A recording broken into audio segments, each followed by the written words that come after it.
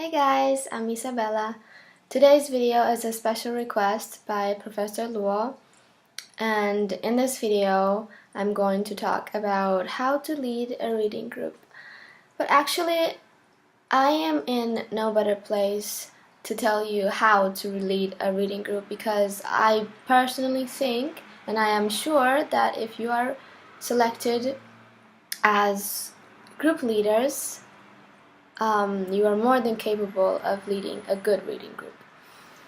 So I am just going to tell you my personal experience over these roughly 4 years of leading reading groups. I've had students from university and graduate school, and sometimes they study PhD in NTNU.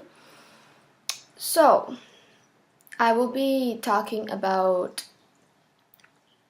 well, basically just personal experience because, when you meet different students, you don't have, one rule book that fits all. So let's get started. So I would like to divide the whole reading group process into 3 major parts.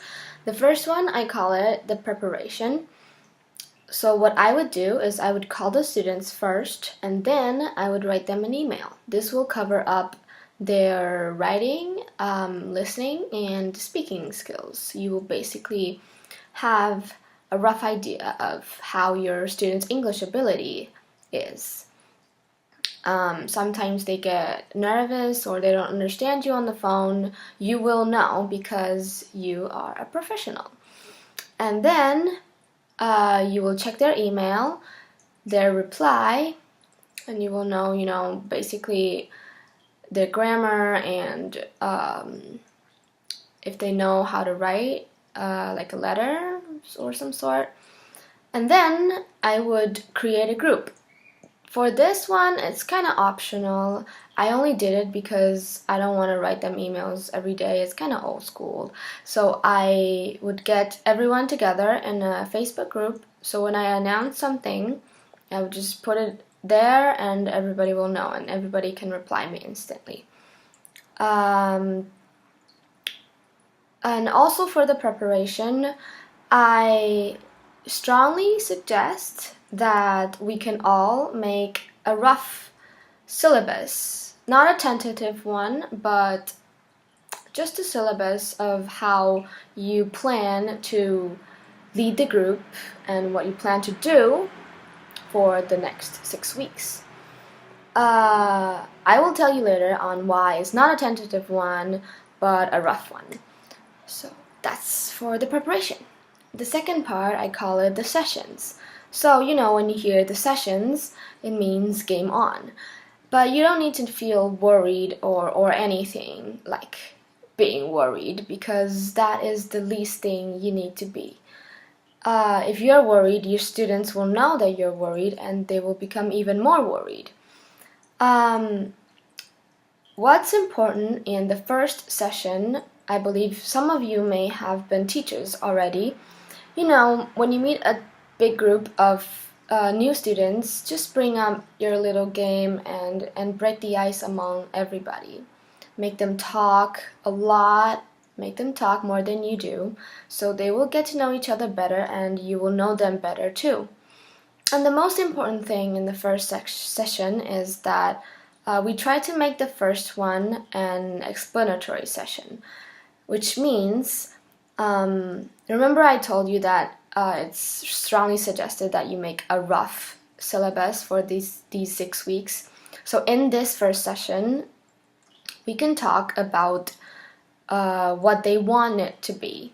You can bring out the things that you have on your plate, and then you can talk about it with everybody. What I like to do is I would like them to choose what they want to talk about. For example, my group this time, our topic is TV series. So of course, I would want to talk about where to find those TV series and some of the famous TV series around the US and the UK.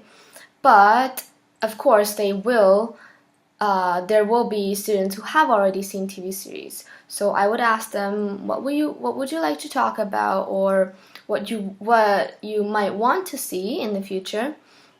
And some people might have already seen those, so they will want to bring it up, and we can talk about it. So another way for these 6 sessions to happen is that I would group them. Before, we used to have 10 or 9 to 10 people in one group, so I would sometimes pair them up, or I would put them in groups of 3, and then let each of them decide on a small, like a subtopic, and they can just talk about it during the 6 weeks. There are a lot of different ways to present. Sometimes they give PPTs, sometimes they give us readings, and also I will be one of the groups too, but of course I am like just a group of 1.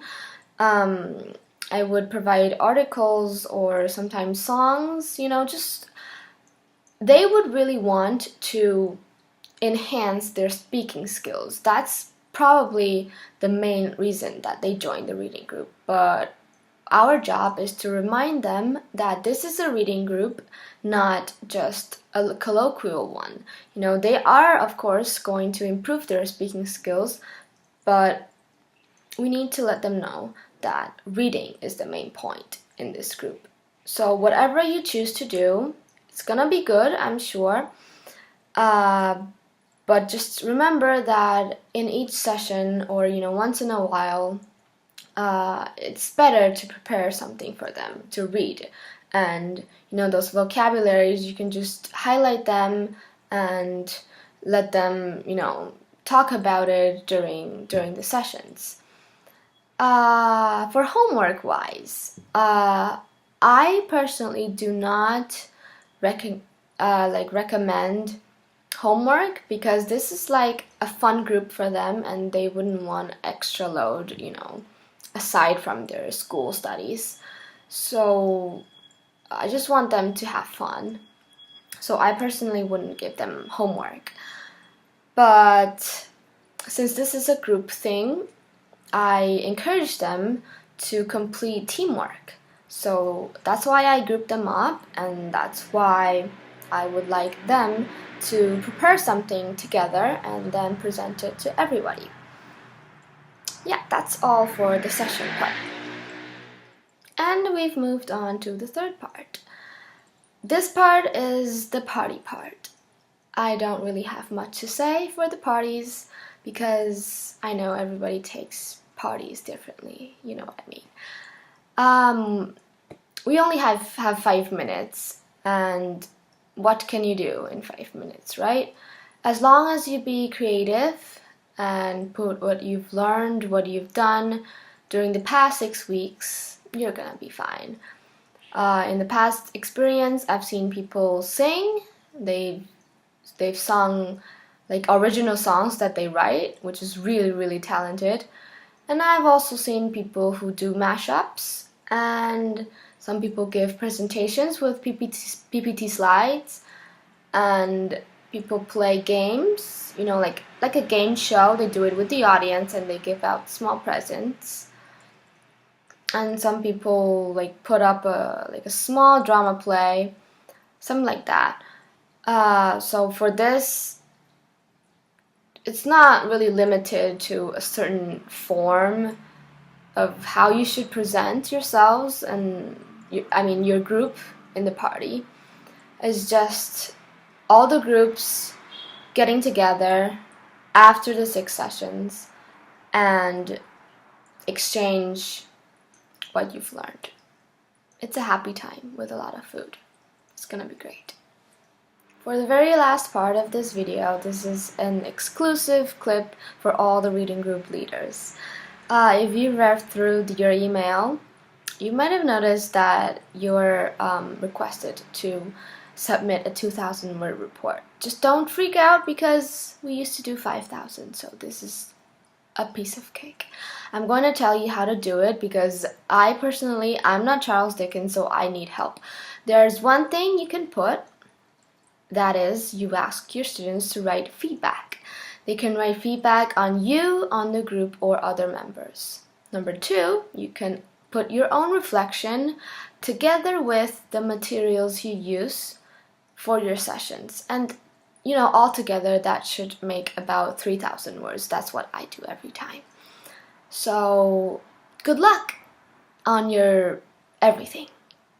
Thank you so much for listening. This is not a YouTube video, so you do not need to like it or subscribe my channel. But I do hope that you have an awesome reading group for the next 6 weeks, and I will see you in the near future.